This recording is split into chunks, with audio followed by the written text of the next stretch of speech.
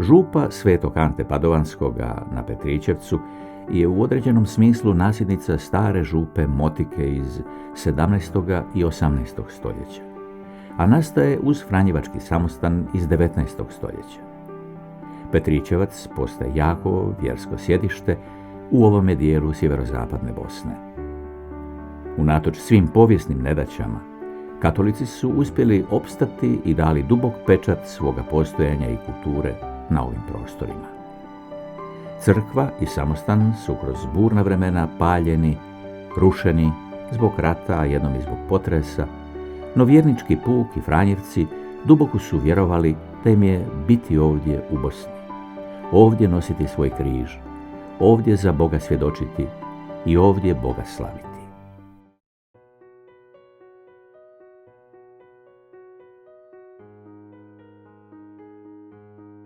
Život u Banja Luci, kad bi čovjek htio opisati, čini se da ne bi imao šta opisati u onom vremenu prije rata. Bio je tako običan, svakodnevni. Ljudi su išli na posao, radili, s posla bi se vraćali, obično su imali vrtove, obrađivali su ih.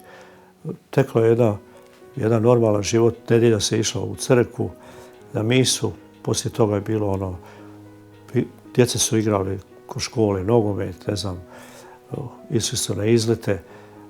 Onako jedna normalna atmosfera. Za nas je to bio raj na zemlji.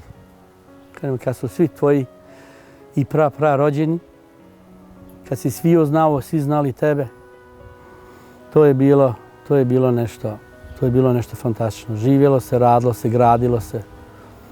Družili smo se sa ljudima svih vjeroispovijesti. Još dok se nije ništa ni slutilo, tako rekući, ajmo reći od 70-ih pa ovamo do 80-ih godina, suživot što se tiče toga bio je normalan. I ja dok sam bio mlađi, družili smo se, išli smo zajedno u grad, išli u kafane na plesove. Čovjek nije ni slutio da će do nečega, da bi moglo do nečega da uopšte dođe. Međutim, na nekim političkim funkcijama i funkcijama koje su odlučivale, većinom nisu bili prisutni iz hrvatskog naroda, jer najveći dio nisu bili članovi partije koja je tada bila alfa i omega svega. Pred rat već je i ti ljudi s kojim se odrastao i družio, ne da su okrenuli odmah leđa, već su jednostavno ili su znali nešto, već su izbjegavali i druženje i kontakte. Već krajem 1991. odnosno početkom 1992. dijeli se u mjesnoj zajednici, ne znam, u Bučaku, čujemo od ljudi, kaže dijeli se oružje, ali samo Srbima. Pa i onda su čuli još i od ostalim mjesnim zajednicama i tako vidjelo se. Znači, ako se naoružava samo jedan narod, on će ga i upotrijebiti protiv nekoga. Onda ljudi koji se nisu odazivali JNA ili koji se kasnije nisu odazivali u rezervu, dobivaju otkaze. Ako im se, recimo, djeca nisu javila JNA, dobivaju se otkaze i tako dalje. I onda ljudi postaju, kako bih rekao, uvlači se strah, znači ne smiješ se kretati, ne smiješ, ljudi trebaju dozvole za kretanje. Kod Blagoslova polja u Novakovićima, početkom svibnja 1992. misu je držao naš biskup Komarica. On je kao i uvijek mudar čovjek svima nama podijelio svojim župljanima, susjedima krunice sa izjavom: dao sam vam najjače oružje za vremena koja su pred vama. Ta neka psihoza je bila prisutna svaki dan. I onda čuje se malo da je neko i ubijen, nekome je bačena bomba, ne znam, tu po nekim okolnim selima bilo je, ne znam, nekakva racija, ide pa nađe neke dečke, recimo selo Barlovci, znam da su 3 momka ubijena jednu večer. Muški se većinom kriju, znači bez nekakve dozvole o kretanju ne smiju izlaziti van, znači to je bilo jedno kontinuirano skrivanje, ne znam po koje kuda, šumama, tavanima, U Sarajevu su počeli prve pucnjave, to smo gledali na televiziji, vidjeli smo da to više nije igra, da je to pravi rat, ljudi su ubijani. I onda u Prijedorskom kraju čuli smo da za te zločine koji se počeli događati, da je tamo kao nekakva pobuna bila I onda su to srpske snage iskoristile pa su napravili likvidaciju. Otvoreni su tamo logori, Omarska, Trnopolje i Keraterm. Ljudi su zatvarani. Tu treba naglasiti naša nespremnost i sve to nije važno u ovom slučaju. Važno je to da međunarodna zajednica koja je znala za sve što se događa. Znači, 4 mjeseca je pustila i nisu reagirali ništa na ta ubojstva. I onda poslije 3-4 mjeseca kao pojavljuje se neka, ne znam, britanski novinar koji slučajno otkriva tamo logor i one iz Omarske, pa slike obileze svijet tog čovjeka izgladnjelog i ovo sve, i onda se oni kao dižu, a dotad je već 1000 ljudi ubijeno, masakrirani su, ne znam, u selu Briševu 62 ljudi koji nisu bili naoružani, civila, žena i djece i muškaraca, svi koji su zatečeni. Ti ljudi nisu imali ni oružje, ništa, oni su jednostavno bili izloženi toj agresiji i tom svirepom planu koji je tjerao sve i sve koji nisu njihovi. Svećenik Šalić je napisao knjigu i ja imam tu, gdje je 230 ljudi ubijeno na Banjalučkoj biskupiji, a nikad niko nije odgovarao za to.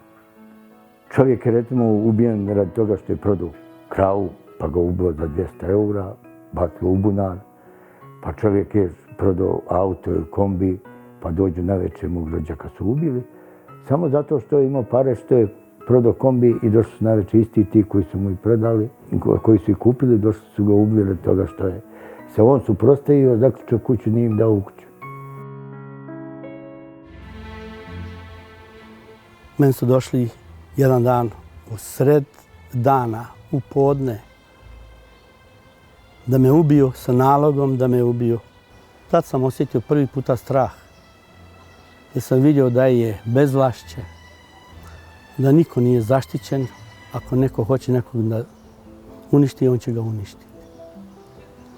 Uspio sam u roku 2 dana da skupim papire, neke tajno preko nekih prijatelja i da pobjegnem sa ženom i sa djecom.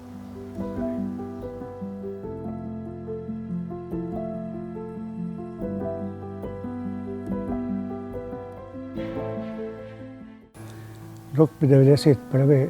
ratak je počeo u Hrvatskoj, kod nas je mijenjalo tamo stanje. Počeli su se slati pozivi za vojsku. Mi smo odbijali pozive da ne idemo u vojsku srpsku. Smo i dalje malo još radili jedno vrijeme, a 1992. već smo dobili otkaz. I ja i žena i znači moji susjedi, svi smo kogod je radio dobio otkaz. Imali smo 4 djece i ostali smo bez plaće, tako da smo snalazili se nekako da preživimo. Jednog dana su me uhvatili. Kad sam došao u kuću, ujutro rano, da bi uzeo hranu sam neku, oni su me uhvatili i odvedli opet u mali logor u Banja Luku. U tom malom logoru sam bio 3 dana, 3 noći, tu sam maltretiran. Noću su me izvodili vani i maltretirali. Odjavio sam se u vojnom odsjeku, odnosno dobio sam potvrdu, pa me ovaj gospodin koji me poznavao kaže šta iseljavaš se. Kuću ja kažem, žena i djeca su ovdje, što bi se ja iseljavao? Susjedi u mom prvom su bacili bombu, 5 vrata, pa smo raznijeli prozor vrata. Jer to se događalo svaku večer. Svaku večer nekoga je maltretiralo. Mi smo bili u strahu kako da tu ostanemo, šta da radimo. Iako sam radio na radnoj obvezi, nisam bio siguran nikada.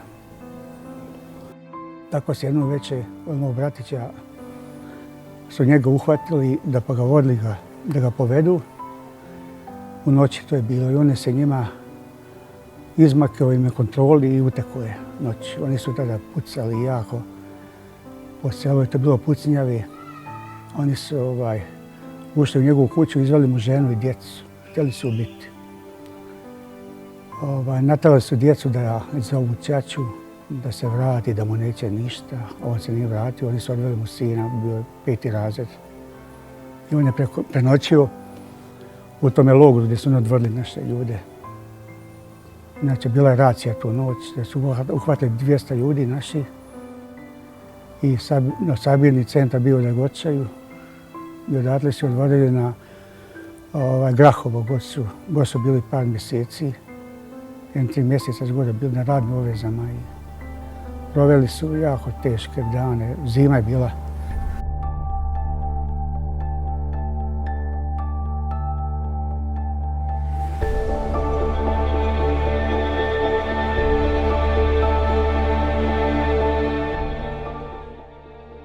Tamo su nas zvali kao radni vod, a mi smo vođeni se kao živi štit između 2 vatre. A kad smo nosili klade u noći, obično do 1-2 noći, dokle njima nije zima, jer mi se ugrijemo noseći klade. Onda dođemo spavat, legnemo na betonu, nismo spavali na krevetu. I to ne možeš normalno leći, čovjek je već kod sardine na bok. I nas 4 vodi tamo gdje oni spavaju, kod nje je sređeno u sobama. Oni spavaju na krevetima, ali smo došli tamo i onda nama kaže, jedan radi to, jedan mete, jedan mi to i naš 4, njima nisu nas tad dirali, ali kaže na kraju dovat mi pušku, meni je baš rekao dovat mi pušku. Ja imam puške složene, ja mu dovatim pušku, on mi suje majku ustašku, nije to moja puška da te sad ubijem, pa rekao pa ubij. I ja sam protrnuo.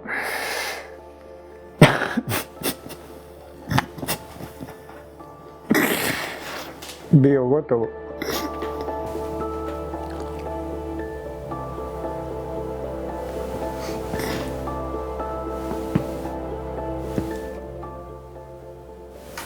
Kad se sjetim nakon toliko godina, ja i sad ne mogu spavat. Mjesec i pol nisam spavao kad sam oslobođen. Uopće sna nisam imao.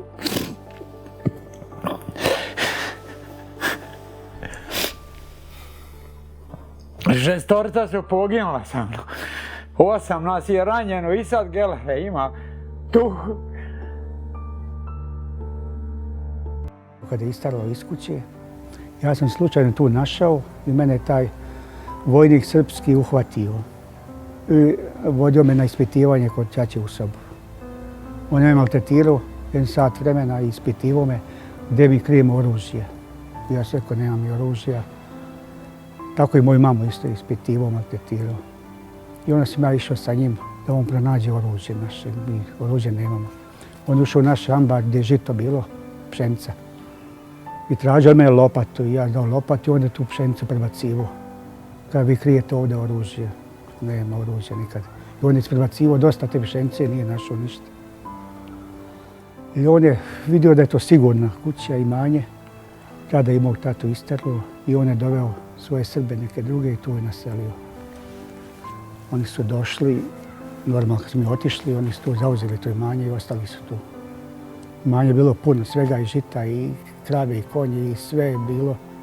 Puno kuća i štala, sve bilo. Oni su tu ostali živjeti, mi smo morali krenuti.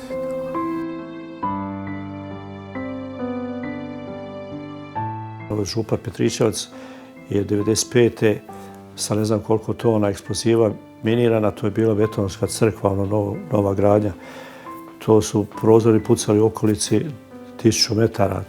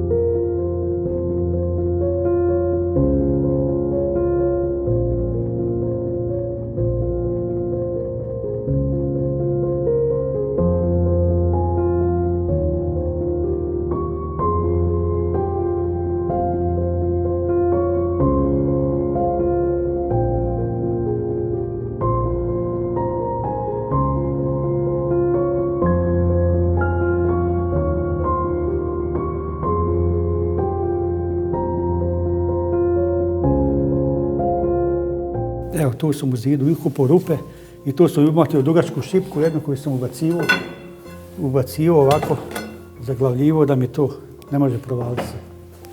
Pa kad smo bježali u šumu, provodili smo najmanje 5-6 sati u šumi, dok nije, kako smo mi zvali, oluja prošla, jer kombi kad bi racija krenula loviti, on su prođu, znači, cijelo mjesto. Mi smo bili na sigurnom duboko u šumi, čak smo noćima nismo smjeli u kućama spavati, pošto su mene i uvatili jednom u kući ujutru u 5 sati i odvezli me tad kad sam pobjegao s Manjače isto. Drugi put, 2 put sam jednom me povezli, pobjegao sam, jednom sam pobjegao s Manjače kad sam dočekao Božić.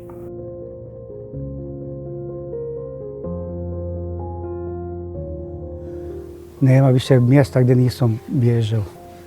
Po šumi, po krošnjama drveća znao sam prenošiti. Jedno sam vrijeme bilo drvo odboreno veliko na zemlji, hrast veliki, možda 100-godišnjak. Ja sam ispod njega iskopao, prokopao rupe malo i grana sam nanio sa strane i tako da sam tu prenoćivao. I sve smo mislili ostati 100% da ćemo ostati, nismo stvarno mislili da ćemo otići. Borili smo se da ne odemo iz svog zavičaja. Kad sam čuo da mi je ubilo susjeda Anto Jurkić zvani Bajo, onda je već strah bila gora. Onda nismo smjeli spavati u kućama. Tako onda čujemo na drugom mjestu ubojstvo u Barlovcima, bilo 2 momka ubijena, isto strah. Dolazili smo u zoru u kuću, ali ne spavati, ne gdje ni ruke oprat, ni umse, ni... I tako iz večeri u večer, svaku noć. Jedino tu noć, ko kad je bilo suđeno da legnem u krevet kad me pokupila policija. Stanje svakodnevnog terora, provođenog uz potporu državnih vlasti, dovelo je do ozračja u kojemu je hrvatsko stanovništvo bilo prisiljeno na štetne i neisplative zamjene nekretnina kako bi spasilo svoje živote. Tako su brojni banjalučki Hrvati bespovratno ostali bez domova u svojoj zemlji.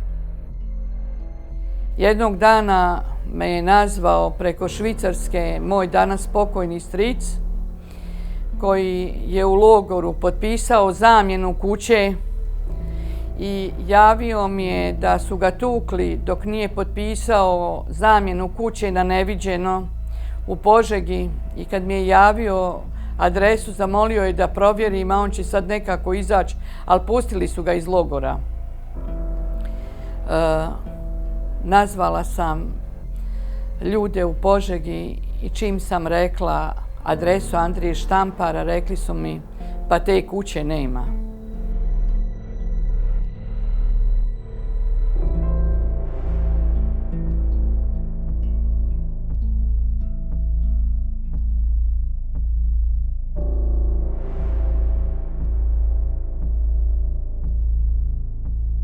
Naši su ljudi bili natjerani iz Banja Luke da zamijene kuće.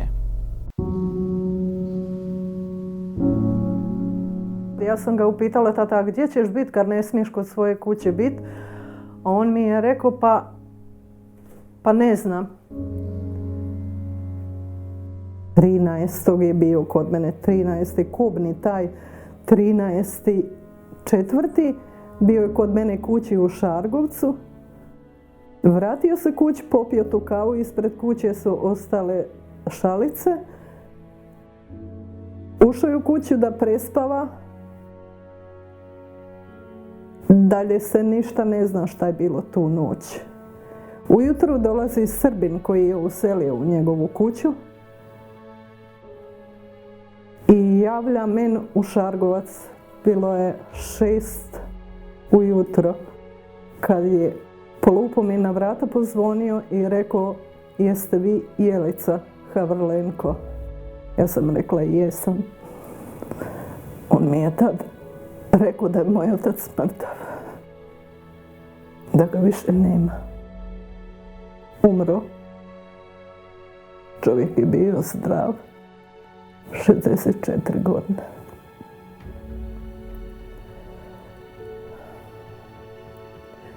Po zidovima smo, kad smo ja i sestra došli na zidovima, smo našli tragove krvi. U kuhinji, na pločicama.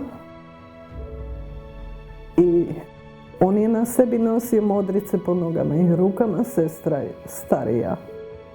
Mirjana to pogledala. Ja nisam mogla to gledati. Ona je pogledala.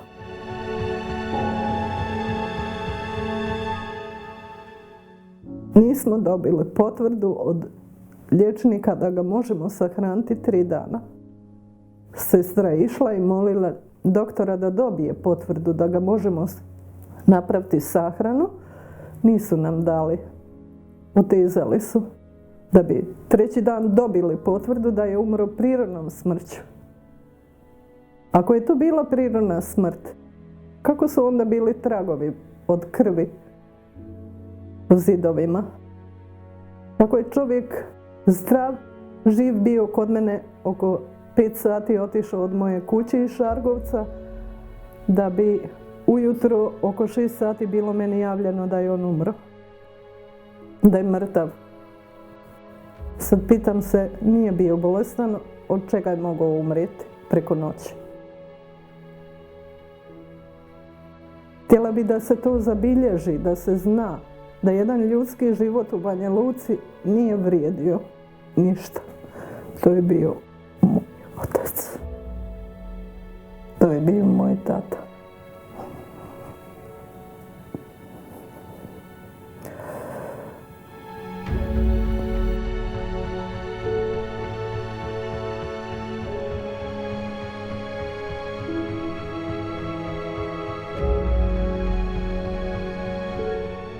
Sahrana je prošla, ljudi iz Srbije su uselili u kuću i pitali nas, kad smo mi došli na sahranu, mene i sestre, kud vi idete, ovo je naša kuća.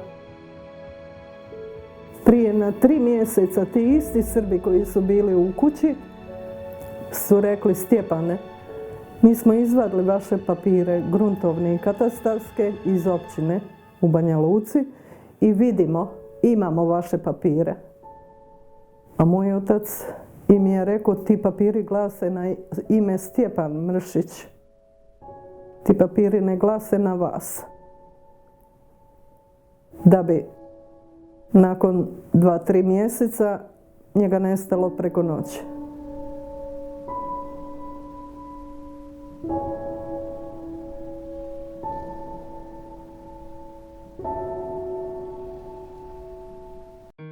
Nakon velike pobjede u vojno-redarstvenim pothvatima Bljesak i Oluja 1995.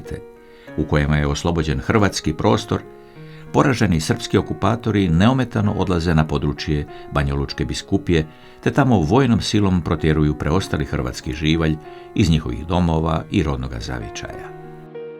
Nakon Bljeska su bile tu dosta ružne stvari se događale. Znači, ljudi koji su dolazili iz zapadne Slavonije su znači, dobivali su adrese ljudi, Hrvata koji žive tu, znači, i onda su dolazili tu. Neki su živjeli zajedno sa tim Hrvatima, vlasnicima kuće, neki su svoji, znači, vlasnike kuća isterivali Hrvate van, a oni su onda ostajali tu živjeti i onda bi ljudi, Hrvati tu, znači, domicilni bi selili s onima koji su ostali u svojoj kući, onda su, nakon par dana se znalo desiti da oboji idu dalje i tako dalje i tako dalje. Tako da bilo je, da kažem, dosta tu i ružnih scena i prijetnji i svega i svačega. Meni je bilo najviše krivo ljudi koji su vodili i pokazivali koje su hrvatske kuće, koji su do juče bili susjedi i sa nam se družili.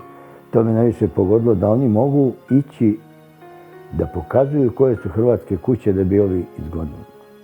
Kad smo morali izaći iz kuće, tad smo ušli srpski vojnik s automatom u kuću i naredio nam izađemo za 2 minute. Upravo je automat u mene i po kući nije pucao, ali je šarao po ženi, djeci automatom da bi pucao, da bi moramo izaći. Mi smo izašli, što smo uzeli u ruke, vrećicu neko, on je od nas otmo to. Kaže, ostav to i meni treba. Tako da smo sve ostavili i izašli po nekoj vrećici, ako nešto izbacili smo kroz prozor, nešto, pa smo tako nešto iznijeli od stvari svojih. On je ostao sa ženom i 2 djece, taj koji mi isterao. Znam da mi je žena rekla da je iz Knina, kaže da im idemo u Knin, kaže i mi smo iz Knina, kaže imamo i do kuću. Tako su svi susjedi prošli kao i ja, bez obzira ko je kako bio. Kogod je bio Hrvat, on je bio izbačen i oni su odmah ostajali. Kolone su išli mojom ulicom i tako su se oni naselili u ta naša mjesta. I tako sam ja tu kuću jednostavno riješio da je njihova i eto, otišao sam. Ali sam ja nakon 2 godine dobio povrat te kuće.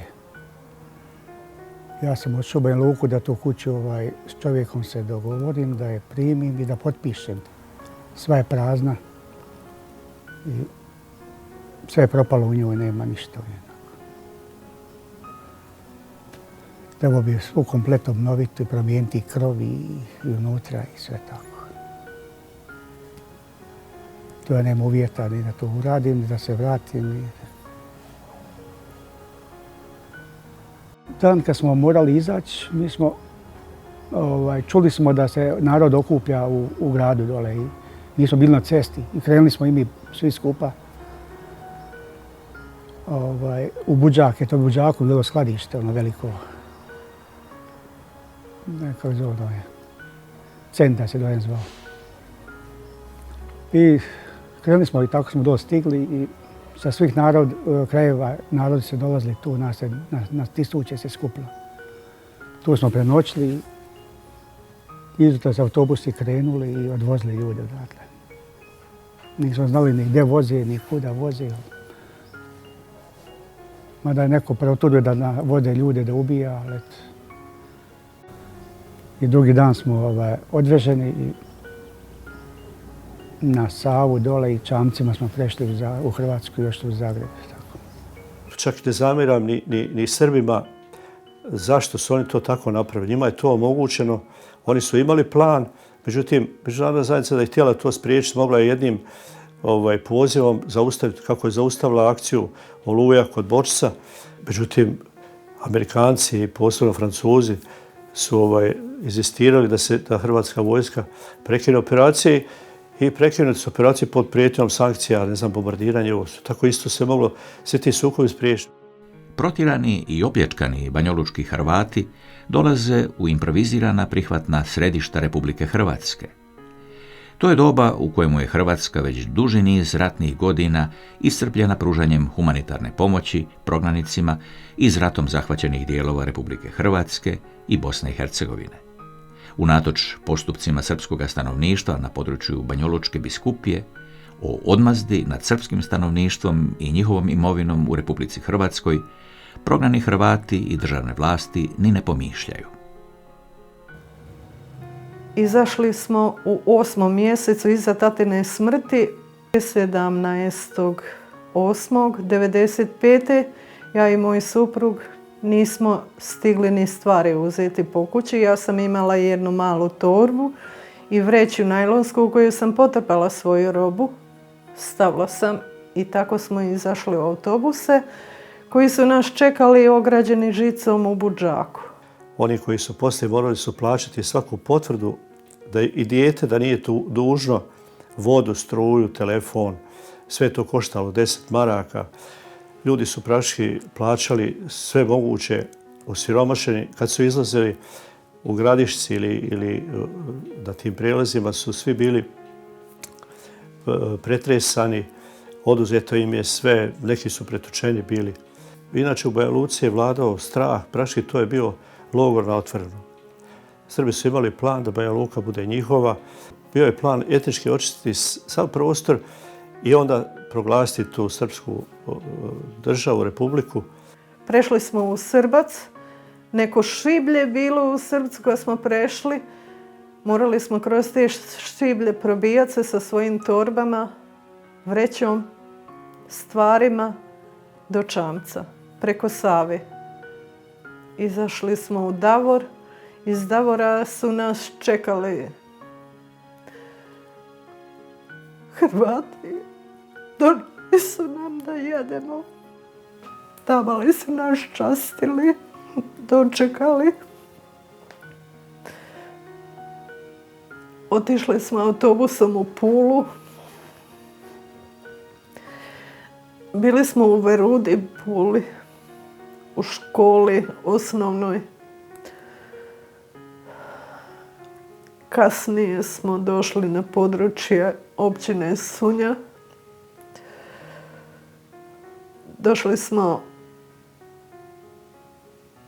tu da živimo. Mi nismo znali ništa, ni da ćemo se zadržati, ni koliko ćemo biti, ni gdje ćemo spavati, ni od čega ćemo živjeti. Nismo znali ništa.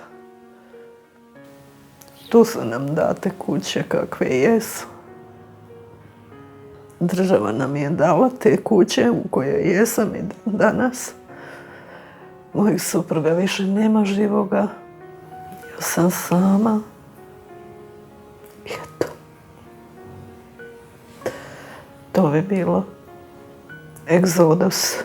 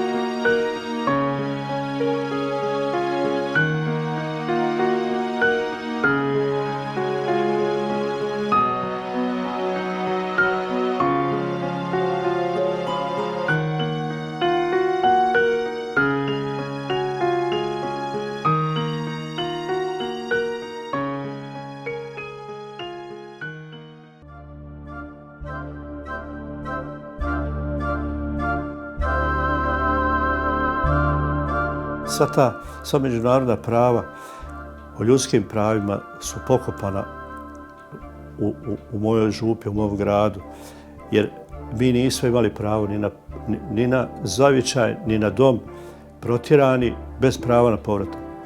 Dejtonski sporazum je 1995. kad je konačno završena ratna djelovanja, očekivali smo, budući da je i u samom tom sporazumu predviđeno aneksom 7, da se ljudi mogu vratiti. Prištim, to je ostalo samo mrtvo slovo na papiru. Niko se za nas nije zauzeo. Praktički koji su radili i zločine i protjerivanja, dobili su vlast i naravno da oni da su htjeli da ostane nas i protjerivali. Reagiranje tih međunarodnih faktora pokazuje, odnosno daje svima onima koji obrazac kako postupiti ako ne želite neke druge i drugačije u svom kraju, protjerate ih. To će međunarodna zajednica legalizirati, naravno ako je u njihovom interesu. Ako nije, tu ljudska prava ne igraju ulogu, tu igraju interesi. Poslije Oluje onda Međunarodni Crveni križ organizira spajanje obitelji. Znači, umjesto da ih vraća doma, oni ih praktički istjeruju i pomažu etničkom čišćenju. 1998. kad sam dobio povrat kuće, ja sam došao u kuću. Bila je kuća otvorena, čovjek nije u njoj bio. A trebalo me sačekati da izvršimo popis. On je u tom vremenu otišao i sve odnio iz kuće. I ja sam došao u Caritas i dosta me čekali ljudi i zamoli me da ih primim u kuću moji susjedi koji nisu mogli ući u svoju kuću. I ja sam doveo ovdje Petrošeckog Ivicu i Ružu i jednu Mariju da ih smjestim u kuću. Oni su ovdje živjeli, tako Caritas im je dovezao robu za krevete i šporeti i tako sve namirnice im je dovezao da mogu živjeti tu. Ovoj ženi kad je suprug umro, ona je ostala sama i mora se ovdje vezati žicom da je neko ne provali. Ali su bili ljudi razbili staklo, ona je to uspjela nekako povezati i tako se štitila. I sad ne znam kako ona, na koji način. I kad je umrla, šta je bilo? Ko je sa hranom i kako da je bilo, ne znam o tome ništa. Razlozi i odlaska i povratka su otprilike slični, ako ne isti.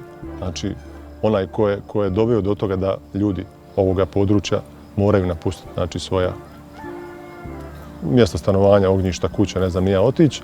Znači ti isti ljudi ili ne znam ni ja, njihove politike otprilike su i kasnije bile na snazi i znači to su otprilike razlozi zašto se ljudi nisu vratili. Znači bilo je slučajeva, ne znam sad imena, ali znam da je bilo slučajeva, recimo ljudi kad bi se vratili da bi bilo, ne znam ni ja, zapaljena štala, sjeno, mislim da su čak neki i ubijeni nakon što su se tu vratili u neka sela, recimo tu oko Banja Luke. Osim sustavnog onemogućavanja povratka Hrvata, koji se provodi putem državnih tijela, velika je teškoća politikantska retorika kojom se potiče nesnošljivost prema Hrvatima u javnom mnijenju. U takvim okolnostima srpski puk ostaje miljama daleko od katarze i suočavanja s odgovornošću za ratne strahote. Od Milorada Dodika, recimo predsjednika Republike Srpske, sam čuo jedanput negdje na nekoj televiziji kako su Hrvati u biti uvijek težili da odu živjeti u Hrvatsku. Kažem što je notorna laž. Znači, činjenice govore da su ti ljudi, kako bih rekao, uvijek tu ostajali, živjeli. Znači, pojedinci bi išli, ne znam, raditi, da li, ne znam, u Zagreb ili negdje u Hrvatsku ili u zapadnu Europu. Međutim, veći dio tih ljudi je ostao tu živjeti i, velim, živio je jako lijepo i solidno. Što se tiče toga, od Srba nam se niko nije nikad ispričao što je do toga došlo. Ovo desilo što se desilo. Tako da, bar bila je mogućnost da se ispričaju. Bez isprike je nemoguće ostvariti onu autentičnu pomirbu kojoj teže vjernici Banjalučke biskupije. Bez isprike nema suživota koji obogaćuje obje strane. U najboljem slučaju dolazi do one hladne tolerancije koja vazda odmjerava svoje pragove. Neprestano obrambeno motri svoje granice. To su odnosi tako neprirodni za bosansku dušu, za srdačan puk Banjalučke biskupije. Zato ispriku vrijedi iščekivati kršćanskom strpljivošću. To je zahtjevna strpljivost. Ona od vjernika očekuje podlaganje, gotovo prezahtjevnim evanđelskim idealima. Poziv na takvu strpljivost mogu uputiti samo hrabri pastiri velike vjere i ljubavi. Biskup Komarica je na svim svojim propovjedima apelirao i molio da budemo strpljivi i da svaka kušnja je za neko dobro. Uloga biskupa Komarice u tom ratu je prevelika. To ne kažu samo Hrvati, to kažu ljudi drugih nacionalnosti. Ja u vrijeme rata razumljivo da su mnogi bili u nevolji, da je trebala pomoć i mnogi su obraćali bez obzira i na naciju i na vjeru, obraćali se Caritasu, možda i više čak Srbi nego na njihovu humanitarnu organizaciju Srpske sestre ili muslimani na Merhamet. Više, jer u ono vrijeme Caritas bio ipak jači pa su se obraćali za pomoć, ali rat je prošao. Nakon rata svakako da je manje oni koji traže pomoć, ali oni koji zatraže pomoć od Caritasa, rekao sam ovdje, manje se obraćaju, ali koji zatraže pomoć od Caritasa biskupijskog, dobivaju pomoć istu kao što dobivaju i katolici. Mogao bi reći čak prosječno da se lakše odbije nekoga katolika da mu se dadne pomoć nego nekog Srbina ili pravoslavca. Moram spomenuti biskupa Banjalučkog Franju Komaricu. On bio je nominiran 2003. za Nobelovu nagradu za mir.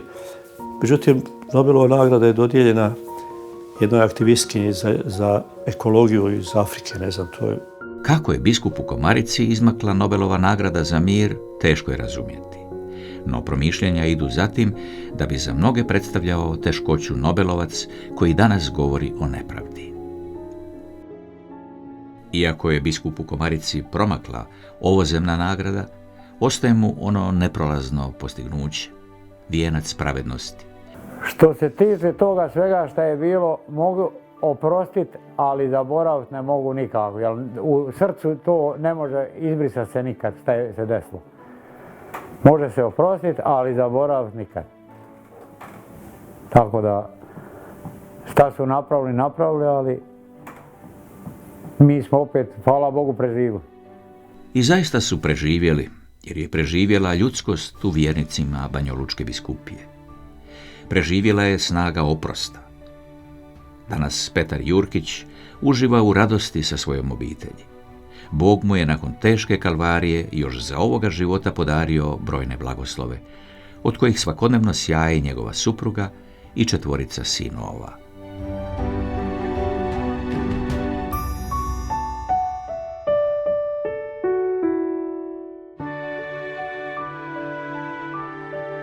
Drago mi je samo u svemu ovome što nikad nisam mogao da mrzim, što nikad nisam pomislio nikome loše, bez obzira šta su meni činili, i da sam uspio to sve da prevaziđem, ali vjerujte, bez Boga ništa ne bi mogao. Ja nemam, da kažem sad da ja imam nekakvu mržnju da bi se ja nekome osvećivao, hvala Bogu toga nemam i drago mi je kad kod tih ljudi ne vidim, ne znam, ja nekakvu želju za odmazdom, za osvetom, za ne znam, nekakvu zlu krv. Otprilike ljudi su, ja vjerujem prvenstveno, evo, prvenstveno zbog razloga što su većinom ljudi vjernici, boje se Boga, poštuju Bože zapovjedi, trude se naravno po tome živjeti, da sad nekad se u tome naravno uspije, nekad manje, ali ja, hvala Bogu, ne osjećam mržnju kod tih ljudi. Ja sam snagom vjere i molitvom svima oprostila i smatram da se treba moliti i ne nositi mržnju u srcu, jer mržnja uništava čovjeka. To je evanđelje možda teško razumljivo pogaženom i poniženom čovjeku, pogaženom i poniženom narodu, ali to je evanđelje zalog pobjede. To moraju biti naša načela. To moraju biti naši postupci. Biskup Komarica svojom je velikom ljubavlju prema Bogu i svakome čovjeku uspio od zmaja očuvati povjereno mu stado, te se time uvrstio među velikane župe svetog Antuna Padovanskoga. No nije samo on potekao iz župe u Petričevcu. Ona je dala kardinale Vinka Puljića i Gvida del Mestra, te brojne sinove i kćeri koji su svojim teškim stradanjima kroz povijest pritjelovljeni Golgoti Gospodina Isusa Krista. Samo u ovome posljednjemu ratu smrtno je stradalo 13 župljana, od kojih je fra Alojzije Atlija poginuo pri miniranju župne crkve. Od 6000 predratnih župljana sada ih je samo 370.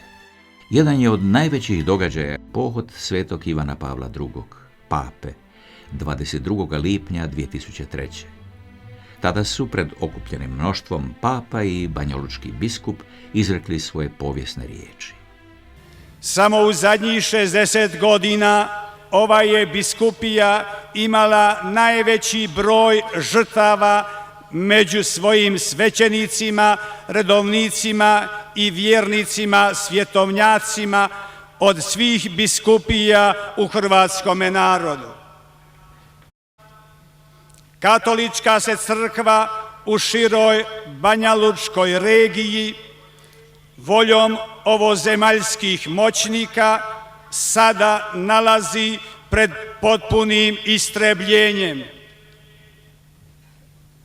Deseci tisuća katolika s područja Banjalučke biskupije i Vrhbosanske nadbiskupije, kao i iz drugih krajeva Bosne i Hercegovine, još uvijek čekaju da se vrate na svoja stoljetna ognjišta, u svoje župe i tu nastave život dostojan čovjeka. Zato vas, sveći Oče, smjerno i usrdno molimo da i dalje, kako u crkvi, tako i u svijetu, budete glas svih ovdašnjih obespravljenih ljudi, i katolika i nekatolika. O, čujte ovaj glas vapijućega u pustinji, Ne zaboravite nas i pomozite nam da ponovno stanemo na vlastite noge i kao društvo i kao crkva.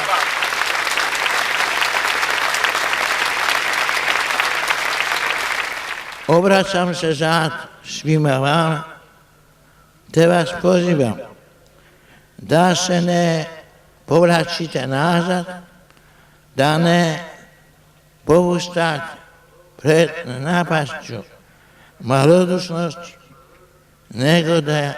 nego da povećate pothvate kako bi Bosna i Hercegovina ponovno postala zemlja pomirbe, susreta i mir.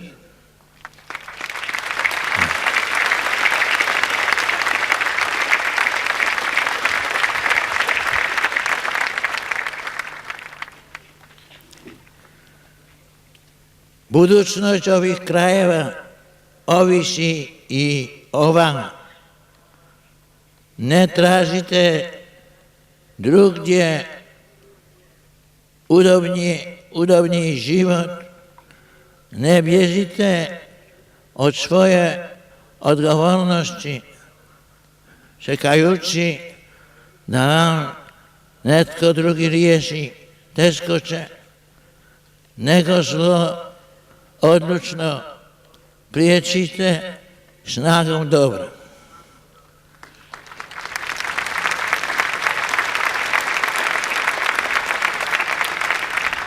Novoizgrađena samostanska crkva u Petričevcu posvećena je 22. listopada 2018. Građevina crkve je obnovljena. Sada ostaje obnoviti živu crkvu.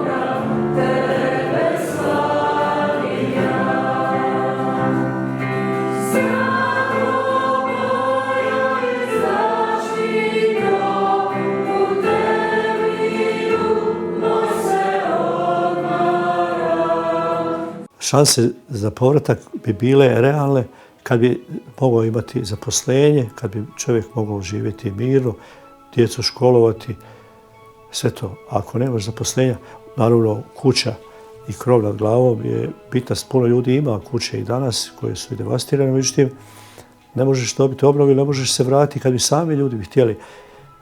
Ovo jedan čovjek ima, oko njega svi su napravili velike kuće, a on je traži da samo iznad garaže nešto pokrije. Imao je dozvolu za sve to, međutim on ne može, ne daju mu dozvolu već godinama, a njegovi susjedi grade, Srbi grade i rade bez problema. Evo mi kao članovi te udruge Nazaret, prognanih Hrvata iz Banja Luke, znamo da su ove godine podnešeni zahtjevi za obnovu kuća. Ljudi se žele vratiti na svoje. Bio je natječaj pa su rekli pošaljite dokumentaciju, izvadite papire i ljudi su sve to napravili. To je koštalo nešto. Morali su donijeti gruntovni izvodak iz Banja Luke, da je čist, osobnu iskaznicu iz Banja Luke sa mjestom prebivališta.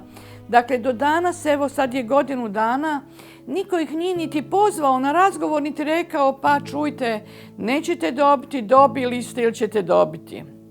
Evo, ja bi prvenstveno volio, znači, da Hrvatska država prvenstveno, recimo, znači, na toj političkoj razini dogovara sa političarima ovog dijela tu, znači da sve ljudima zagarantira sigurnost i sva normalna ljudska prava, znači da se osjeća, znači ko želi živjeti tu ili bilo gdje na svijetu, da može živjeti normalno. Sad trenutno kod nas na vlasti imamo neku križanu vlast. Nema stranke koja nije u vlasti, znaš, ja izovem interesne skupine, tako i ja nazivam, koji gledaju da riješe sebe i svoje probleme, za ostale ljude ne vode puno brigu. Bio bi zato da se nađe neko ko bi došao u neku vrh te vlasti, da može predstavljati narod koji je opstao i da se bori za njega, da pomogne koliko je moguće. To je činjenica da i ovdje predstavnici srpske manjine imaju svoje odabrane ljude za koje izglasali ili izabrali, da se javno bore demokratski način bez bojazi da će neko nekoga pretući ili nešto.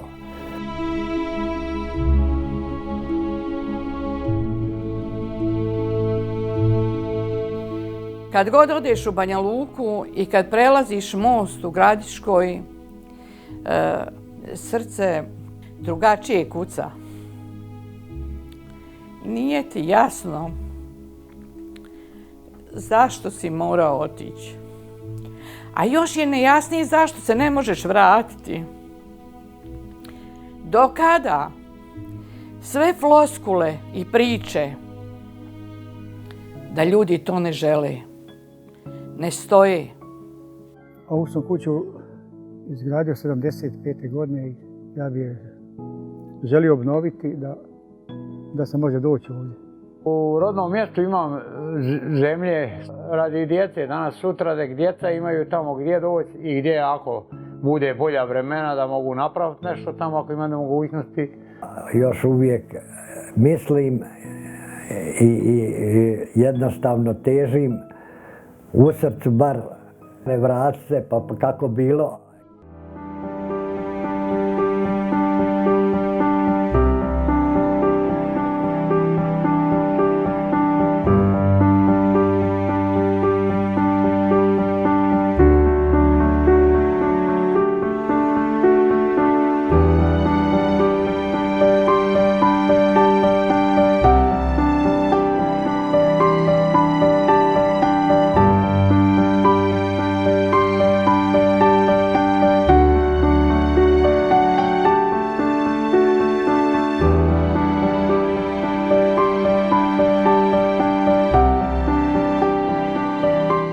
Ljudima koji su tu ostali sigurno je potrebna razna pomoć, naravno i materijalna, pošto radi se u dosta slučajevima ljudima koji su druga, treća dob, pogotovo ljudi treće dobi koji su u penzijama, penzije su dosta male, ljudi su već i stariji, bolesniji, isto pitanje i ovih mlađih ko ima zaposlenje, ko nema, tako da pomoć je svaka dobro došla. Kad bi hrvatska vlada neku značajniju, vidljiviju pomoć davala ljudima na terenu, onda bi za njih bi bilo to nešto značilo. I molit se Bogu da se ljudi vrate na svoja ognjišta, da imaju osnovna ljudska prava, jer molitva čuda čini. Zahvalila bi se svima koji su molili za nas. Jedina nada koju ja, a i svi mi polažemo je Božja providnost. U jednom vremenu u Bosni i Hercegovini bilo negdje samo 20.000 Hrvata ostalo. Pa se opet poslije toga je došlo do 850.000 Hrvata kad prije rata 1991. Znači, nismo mi ti koji smo vladari vremena. Kad će Božja volja biti da se nešto dogodi u ovom i onom smislu, mi to ne znamo. Ali vjerujemo da ako smo kroz ova stoljeća ostali i opstali, da nećemo nestati sa ovih prostora. Makar to sad izgleda iluzorno, ali vjera i nada zadnja umire u čovjeku. Tako da narod koji vjeruje i koji želi biti i u suživotu sa drugima, ima uvijek šanse da opstane. Svakako želim ovdje naglasiti i ne smijem izostaviti to da smo mi, ako smo dobro nešto uradili, a mislim da smo dobro uradili, to naši susjedi znaju, jer oni su naši najbolji advokati i za vrijeme rata i nakon rata, da je to Božji dar bio. preko dobrih ljudi i za vrijeme rata, gdje smo mi molili, kucali na puno strana i ono golo preživljavanje, kako se kaže, i hranu, i ljekove, i odjeću i obuću koju smo dobivali i uz pomoć razumnih ljudi koji smo omogućavali da dođemo preko Zagreba do Banja Luke, pa smo onda distribuirali i katolicima i nekatolicima, to dobro naši znaju. Sve je to veliki Božji dar bio i velika solidarnost plemeniti ljudi od Hrvatske do evropskih zemalja, pa čak i daleke Amerike.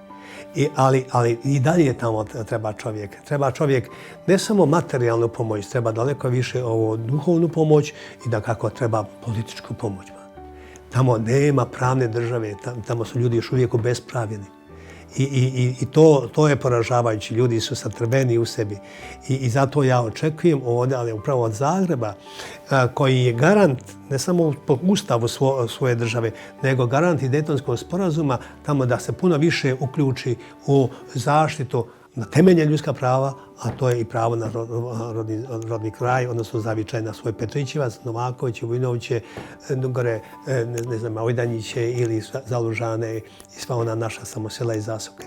Zašto još uvijek ovdje nema pomoći za obnavljanje kuća? Kad sad ljudi za toliko nakon toga, toliko godina ne odustaju, evo ja očekujem da hrvatska vlada koja kaže da pomaže tamo, nek pomaže upravo tamo u Banja Luci. Ja sam to donio i ovdje u Zagrebu stavio sam 250 neke obitelji koji se žele tamo vratiti.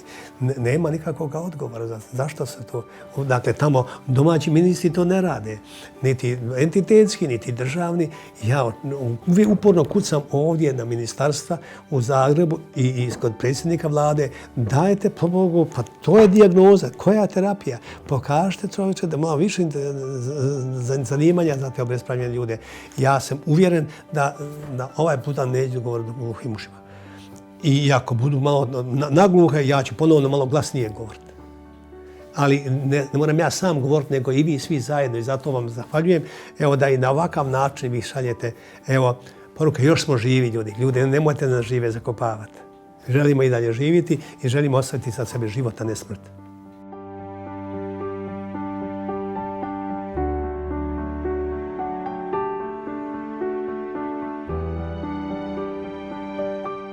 Prvi izlaz iz Amerike da mogu doći je bilo posle 5 godina, znači 2001. I odmah čim sam došao tu, odmah sam pješke došao do kapele.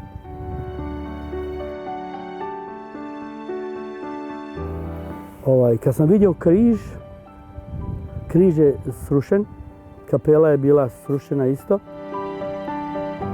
A oko križa, skroz okolo su bili posađeni oni karanfili.